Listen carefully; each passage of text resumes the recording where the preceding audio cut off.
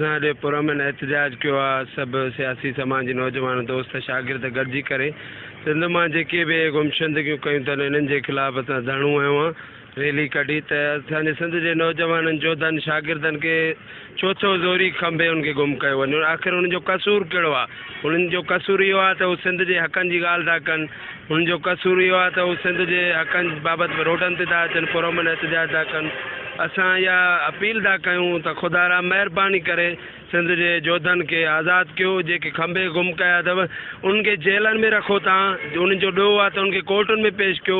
ईअं ख़ुदा उनखे गुम न कयो। पर्सन वारो मसलो ईअं थो थिए, जेको बि सिंध जी मालिकी, सिंध जे वसाइल जी मालिकी, सिंध जे वसाइल जी मालिकी थो करे, मालिकी जी ॻाल्हि थो करे, उनखे ज़ोरी खंभे थो वञे।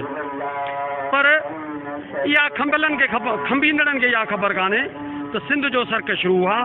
सिंधी पंहिंजे सिंध जी जल, सिंध मां जी मालिकी तां, सिंध जे वसाइल जी मालिकी तां कॾहिं हथ न खणंदा। क़ौमी कारकुन ऐं अॻुवान जेके ग़लति खे ग़लति ऐं सही खे सही कोट पिया कराइनि, उन्हनि दोस्तनि खे, उन्हनि इंसाननि खे जेके पंहिंजी हो राय था रखनि, हिकिड़ी आज़ादु राय था रखनि, उन्हनि खे ज़ोरीअ जबरी गुमशुद करे ऐं उन्हनि खे टार्चर सेलनि में विझी करे सिंध जे पोएं शऊर खे पस्ता रखण जे लाइ अहिड़ी हरकतूं कई पई वञे। असां सिंध हुकूमत खे, चीफ जस्टिस साहब गुलज़ार अहमद शेख साहब खे ख़ासि तौर ते जेको कराची जे मामले ते नोटिफिकेशन वठी रहियो आहे, असां उनखे गुज़ारिश करे रहिया आहियूं।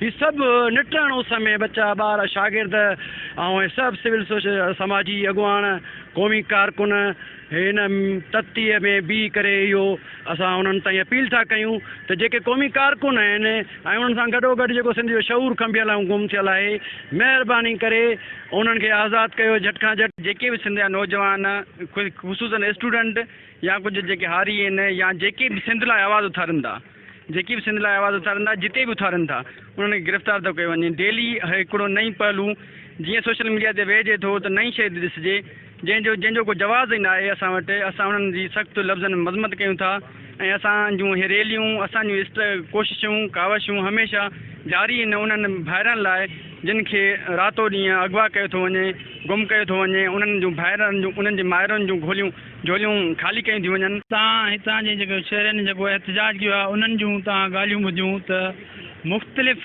जेके कराची मां गुम थियल ऐं पूरी सिंध मां जेके मुख़्तलिफ़ नौजवान जेके गुम कया था वञनि, उन्हनि जी आज़ादी लाइ हिननि एहतजाज कयो। हिननि जो चवणु हुयो त अगरि उन्हनि जो आख़िर ॾोह कहिड़ो आहे, अगरि जे ॾोह आहे त उन्हनि खे क़ानूनी तरीक़े सां उन्हनि खे केस हलायो वञे ऐं कोर्टनि में पेश कयो वञे। अगरि को ॾोह आहे त उन्हनि ते साबित थिए त उन्हनि खे क़ानूनी तरीक़े सां सज़ा ॾिनी वञे। हिननि वज़ीर आला सिंध, IG सिंध ऐं सुप्रीम कोर्ट खां हिननि इहो मुतालबो कयो त नोटिस वठे। वधीक हिननि जो इहो ई चवणु हुयो। कैमरामैन अब्दुल सत्तार चांग सां गॾु अब्दुल जब्बार चांग, टाइम न्यूज़, हिंगोर जा।